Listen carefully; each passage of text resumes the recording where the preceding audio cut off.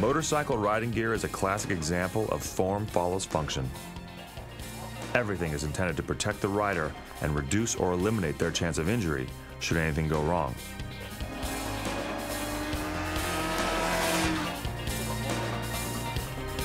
Full leather riding gear looks kind of strange if you're just standing around, but on a bike, all that changes. The cut, the fit, and the function is all about keeping the rider safe. So after all this design, development and manufacturing, we come down to the three main elements, whether you're a professional racer or a sports bike enthusiast. We have boots, we have gloves, and we have the leather suit.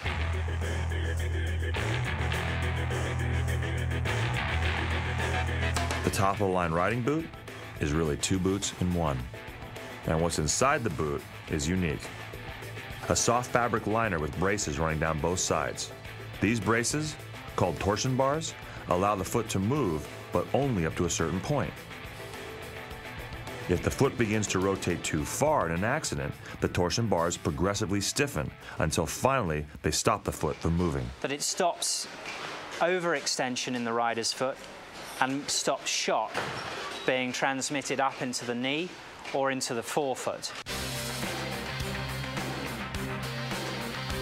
They call the shiny material on the boots, gloves, and parts of the riding suit external protection.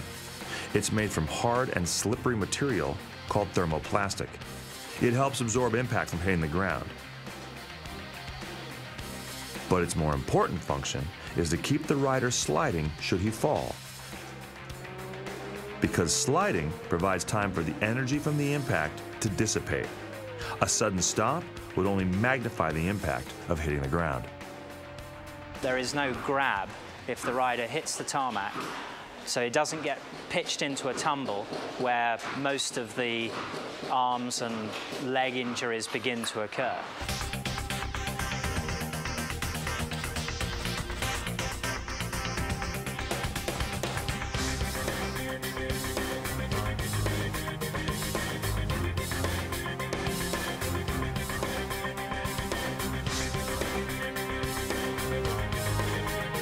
The suit also has what they call body armor.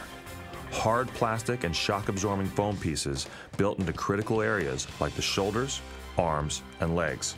There's hard protection in the elbow, keeping the rider safe if he touches down. We have knee protection, and again in the shin to make sure that the rider is well protected in the lower leg.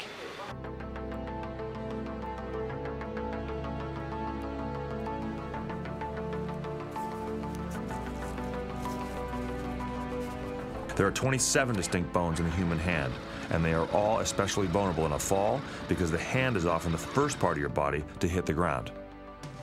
The thermoprotection on the wrist and across the knuckle keeps the vulnerable wrist well protected.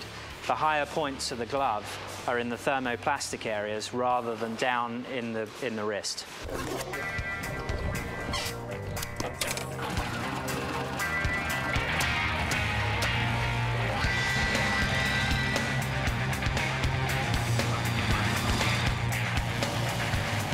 All of the technology and materials used in the gloves, boots, and riding suits have a very important trickle-down effect. What starts on the track will someday end up on the street. We have seen MotoGP, AMA Superbike, the top level of world-class road racing, steadily become safer and safer, with riders generally suffering less injuries as a result of accidents. And certainly that technology being flowed down into road users has seen the level of protection for road riders improve greatly over recent years. The goals are simple. Extend the time of any impact by helping riders slide rather than come to a sudden stop should they fall. Provide impact-absorbing protection in critical areas. And make it all cool and comfortable to wear, the design language of a very special form of apparel. It's a science now to protect you. The way they put together their gloves, their boots. And so you are seeing motorcyclists that dress correctly spend fewer days in the hospital when they make a mistake.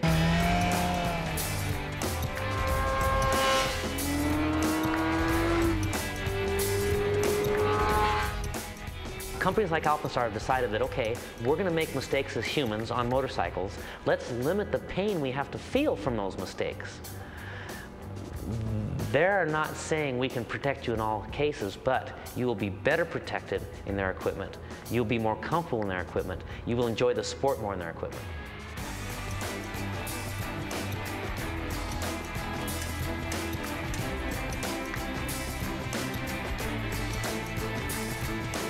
Alpinestars combines science and classic Italian hand craftsmanship to create some of the most advanced riding gear anywhere.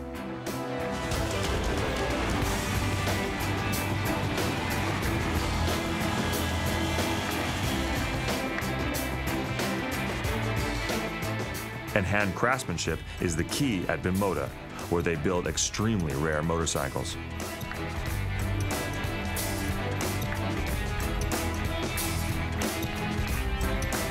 In the world of motorcycles, both share a uniquely Italian sensibility for style, fashion, and exclusivity.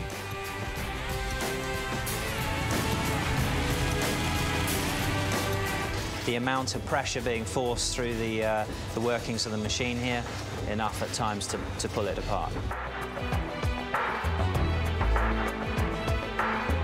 We've had to make some modifications to beef it up because, frankly, the stresses that you need to put through the boots are so high that for normal testing, the machine doesn't stand up to it. And, you know, reasonably frequently I come in here and the machine's in bits because of the arm's broken or the bearing's gone or whatever.